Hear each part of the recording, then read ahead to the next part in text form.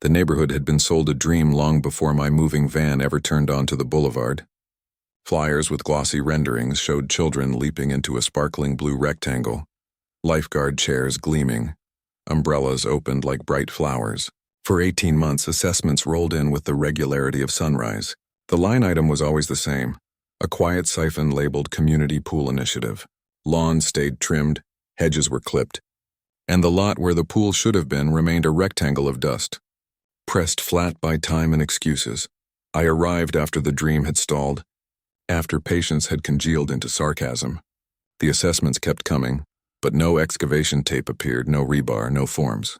Life did what it always does under a homeowners association's gaze. It continued in polite lines. Then I installed a pool in my own backyard, a monument to finally getting something finished.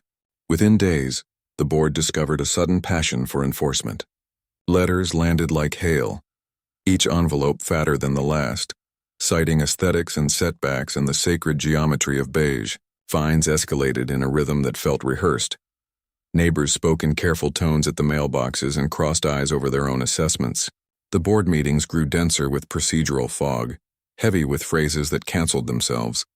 A face began to dominate those rooms, a president whose smile gleamed and whose patience wore velvet gloves. The pool that never was became the cudgel against the pool that actually existed. I learned the rhythm fast. If the promised amenity could not defend itself, it could at least be used to batter the homeowner who embarrassed it. Yet numbers rarely lie for long. The ledger whispered from behind locked cabinets and screens, daring anyone to listen. I filed the first records request on a Tuesday evening when the backyard smelled like fresh plaster and salt. The document returned with more black bars than text. The next request went in with case law attached. The third included a deadline. The water in my private pool settled into mirror stillness, reflecting a sky that had never paid an assessment.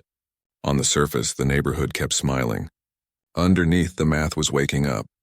The chapter ended the way good mysteries begin, with a single sentence scribbled into a notebook: follow the money. Paperwork resists, but it does not run. The general ledger arrived first, then bank reconciliations with months missing like pulled teeth. Checks were listed to entities that sounded civic and important, each with names that could pass at a podium but collapse under a search bar. A vendor called Titan Aquatics Consulting had no website and no office, only a mailbox store and a phone that routed to a different surname. 3 deposits in spring were followed by 4 disbursements that split into smaller branches, then vanished into fee descriptions as vague as fog. Line items told a story in a dialect of numbers. Soil tests billed twice on different dates for identical amounts. A design retainer that never precipitated drawings. Permit acceleration paid to a liaison whose email signature changed every quarter. The audit trail was not a trail at all. It was a loop. Each circle returned to a family of companies with overlapping managers and a shared address in a business park that housed locksmiths and tax preparers. The dream of a pool had learned how to wear a blazer. In parallel, enforcement increased. A compliance photograph appeared in my mailbox featuring my deck from an angle only a ladder could produce. A notice demanded a color change for a fence whose paint had not shifted shade in years. The community newsletter praised fiscal discipline and celebrated progress, with images pulled from stock libraries. Each page smiled as if nothing had gone wrong. I asked for the minutes that authorized the assessments, the votes that extended them, the bids that supposedly justified them. The minutes existed in edited summaries with conclusions but few motions. The votes were recorded as consensus after discussion. The bids were referenced but absent, like ghost witnesses. I looked closer at signatures. They arced with practiced confidence, but the dates around them creaked. Neighbors had been patient, then confused, then numb. Numbness is a resource for anyone who profits from looking busy. I met quietly with a retired treasurer who remembered lost passwords and late-night emails, with a former committee member who kept an old thumb drive in a drawer. One file folder cracked open the past: early estimates, lists of contractors who declined to bid, and a spreadsheet with columns labeled assessment intake and amenity reserve, stretching into 6 figures. The numbers matched our memories and defied the narrative. The audit did not yet name a thief. It did something more important. It proved the money had been real. The next step would determine where it had learned to disappear. Banks speak in routing numbers and timestamps. Wire confirmations repeat the same structured cadence. A transfer in June left the operating account and entered a vendor that held itself like a mirror, reflecting the association back in its name. From there, the river forked. One stream met a construction management company, registered to a relative of the board president. Another dissolved into a consulting firm that appeared and vanished within a single tax year. Invoices matched the wires in amounts but not in purpose, as if the money were performing mimicry. Postal records anchored the fantasy to fact. Certified mail receipts confirmed bid invitations were sent, but only to mailbox stores. The postmarks told of diligence. The addresses told of theater. The ledger even rewarded itself with a category named unforeseen engineering, a phrase that can mean anything and therefore often means nothing.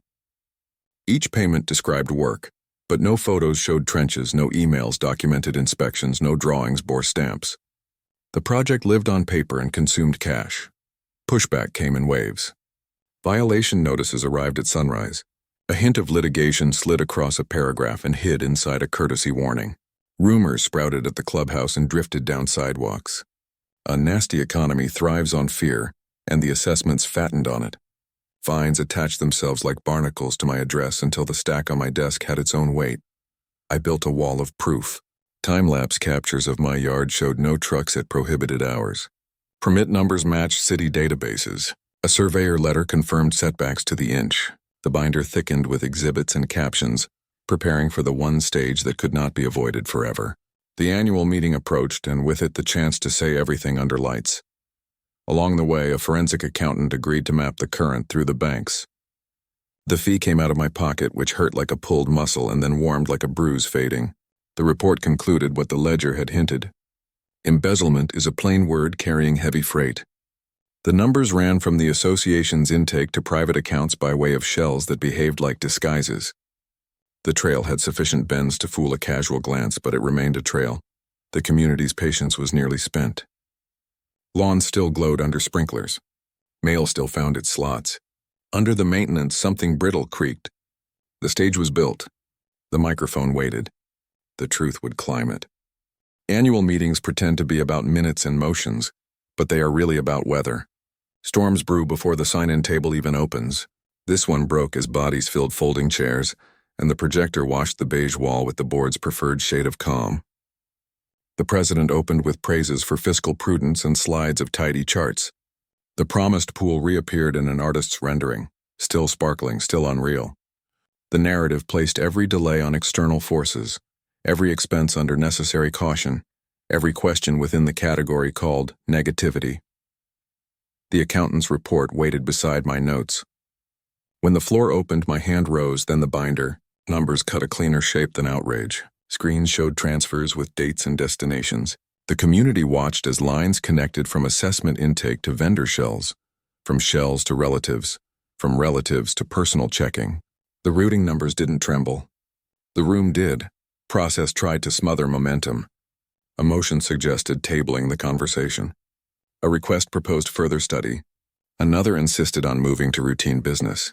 But routine fell through the floor when the forensic maps appeared, and the bank names matched signatures on the association's contracts. Residents had tolerated dust and promises. They had not agreed to financing someone's renovated kitchen under the banner of amenities. Phones lit as people photographed the slides.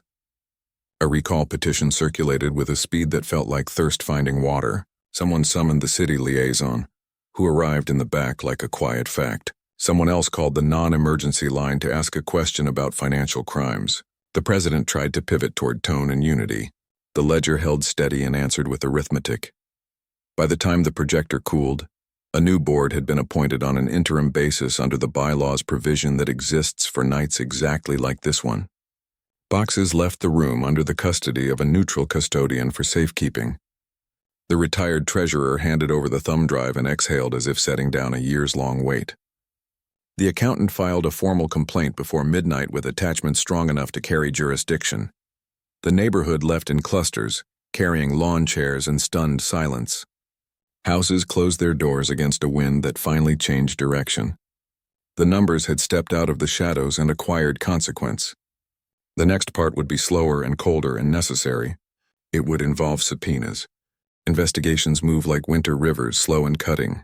Subpoenas arrived at banks and mailbox stores. Depositions captured faces that had been confident at microphones and less certain under oath. The association's accounts were placed under a watchful freeze that sounded exactly like silence and felt exactly like oxygen. The missing months in the ledger filled in with copies sent by institutions that do not misplace anything. The consulting firms folded under questions. The construction management company could not prove it had managed more than a registered agent. Charges escalated from suspicion to language stamped by prosecutors. Embezzlement translated into counts that stacked like bricks. Wire fraud called itself by name. Conspiracy connected individuals who had thought the neighborhood would tolerate an endless fog of procedure. Insurance discovered it had financed a portion of the fiction and abruptly stopped doing so. A civil action sought restitution with penalties that recognized time and interest. The community did a simpler, harder thing. It returned to the playground lot with measuring tapes and a sketchbook. Consultants with real licenses stood in actual daylight and talked about load code and maintenance. Residents who had given up on the dream found themselves in line to choose tile colors and debate lap lanes. Transparency re-entered the bylaws with amendments that forced sunlight into budgets and capped terms that had behaved like crowns. A third-party bookkeeper reconciled old balances until numbers meant what they said. My backyard continued to be a place where water met sky, but it changed from a provocation to a reference point. The pool no longer embarrassed a broken promise. It demonstrated an achievable one. Contractors walked the community lot and spoke about schedules that hugged the calendar instead of drifting off it. Children held popsicles against the fence and imagined next summer without irony. The former president learned how calendar time converts to courtroom time. Her name appeared in paper next to the words plea and restitution. The shell companies experienced the opposite of invisibility. The relatives found that routing numbers are stubborn witnesses. The bookkeeper's reports moved from spreadsheets to updates read aloud in rooms with glass doors and open minutes. Ground broke on a Tuesday that smelled like wet dirt and diesel. The backhoe's first bite turned dust into progress. Residents stood under sun hats and recorded something that finally existed. The hole that had been promised became a shape with rebar and inspection tags. The neighborhood felt the first real consequence of refusing to be numb. Concrete cured while the community relearned ordinary trust. Steel ladders arrived with stickers that would soon peel off under the hands of children. The shower house took shape with doors that shut properly, and fixtures that would not be inventoried as line items without hardware. The lifeguard chair stood taller than the clubhouse podium had ever felt. The water filled in stages, a patience measured in hoses and inches, until blue finally overtook beige. The association adopted rituals that kept anyone from drifting into monarchy again. Every bank statement published to a portal with timestamps. Every contract posted with bid comparisons and license numbers. Every meeting recorded and archived with the boring predictability that indicates health. Term limits created a cadence of new faces and forced graceful exits. A reserve study replaced myths with math. The result was not perfect.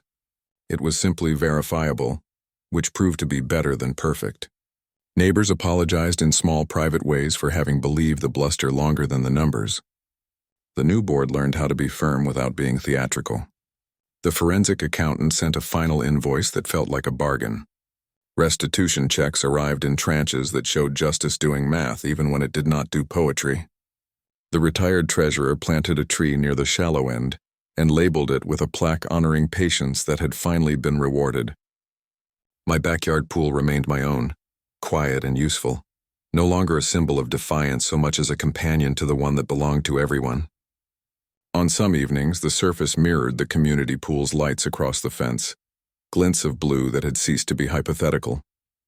The assessments still appeared each month, but they now read like contributions to something that could be touched. The story ended at a ribbon cutting that did not need speeches. A pair of scissors flashed, a band of paper snapped, and the first ripple moved outward in a geometry that a ledger would understand. The only thing deeper than my pool had been the embezzlement trail, and even that had a bottom. The neighborhood learned that documentation is a life raft and that following the money is not cynicism, but care. In the lasting wake, the water kept its promise and the community learned how to keep its own.